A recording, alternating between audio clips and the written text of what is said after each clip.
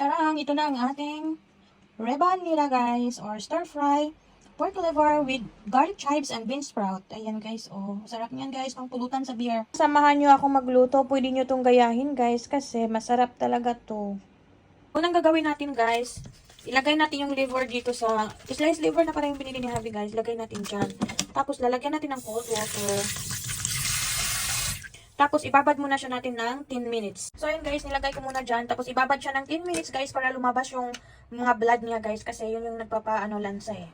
Habang nagbabad tayo niyan, gagawa muna tayo sa iba pang mga ingredients at saka sauce. Ayan guys, after natin i-check yung ating liver, huhugasan natin to siya guys. Tapos, ayan, hugasan na natin ang dalawa.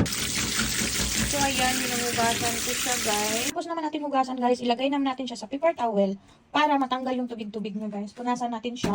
Nag-gloves na lang pala ako, guys. Ayoko kasing hawakan yung liver ng walang gloves. Basta po, punasan mo lang yan para matanggal yung mga tubig-tubig niya dyan.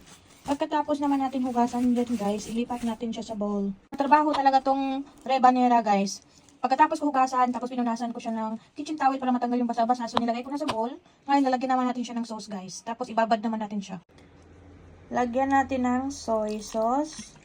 Tapos, ilagay natin yung grated ginger. Nalagay na natin yung grated ginger. Pag nalagay na natin yung grated ginger, guys, i-mix naman natin to. Ginagawa natin to, guys, para matanggal talaga yung lansa niya. Tapos, ibabad naman natin to ng mga 10 minutes na naman. Hinihintay natin yung liver, guys, na nakababad sa soy sauce at saka ginger. Maglagay na tayo ng potato starch dito. I-ready na natin. Kasi pagkatapos noon, ilagay naman natin dito. Sobrang hassle gumawa nito. Ayun guys, after 10 minutes natin na binabad dyan guys, ilagay naman natin to doon sa flour na ready natin kanina.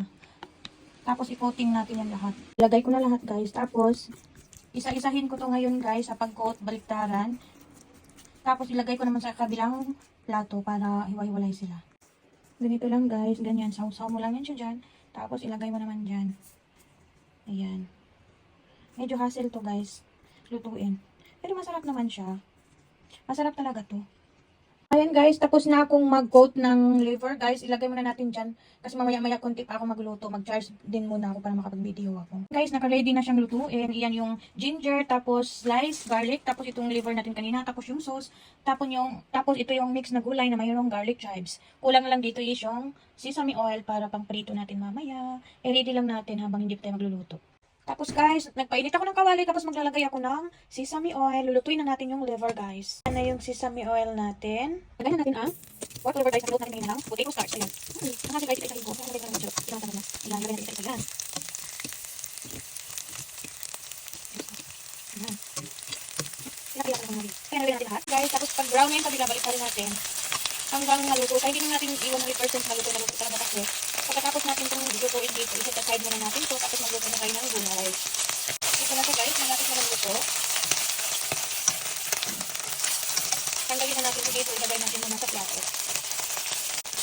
Yan, ilagay na natin dito, isa side muna natin siya. Ayan. Lutuan kanina guys, nagdagdag lang ako ng sesame oil, tapos ilagay natin yung slice ginger at saka slice, tawag nito, garlic. Tapos, itaktarin lang natin ito siya hanggang lumabas yung aroma. Sobrang bango. Lalo na sesame oil yung gamit eh. Sobrang bango yan.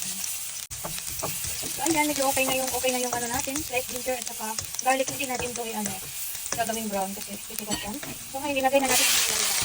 Ang gamit ko pala ng gulay dito guys is ang mix ko ng toge, tapos mayroong carrot, tapos garlic chives. Wala siguro ibang nabili ko abi. Kasi usually ang garlic chives, marami pa ng garlic chives na masarap. So, ngayon, isa-isahin lang natin ito guys. Hindi ko kung sakit yung gulay ko para ng tubig-tubig. I-dry na natin yan bago natin ilagay yung liver. So yun guys, nawala na yung tubig. Ilagay na natin yung pork liver kanina guys na nilagay natin. Mix-mix lang natin. Tapos may konti, ilagay na natin yung sauce na ginawa natin. So hindi natin i-overcook ng gulay kasi hindi na masarap. Hindi na siya nagiging crunchy. Tapos ilagay na natin yung sauce guys. Tansya-tansya lang sa atin na hindi ko siya sinuka. Tapos, i-mix lang natin siya. So, titikman ko lang mamaya kung sakto na ba yung sauce niya. So, ganito ang itsura niya guys. Ang malagay na yung sauce. Parang sticky na siya. Diba? Ang sarap nito guys. Try nyo ito pag pumunta kayo sa Japan. Ang tawag dito is rebanera. Yan, i-try nyo yan guys. Ayan, tapos malito na siya guys. Hindi natin in-overcook yung gulay kasi hindi na yan masarap mamaya. Stir fry pork liver and garlic chives with, ang tawag nito guys, toge. Ano English ng toge? Basta moyashi in Japanese. Bye!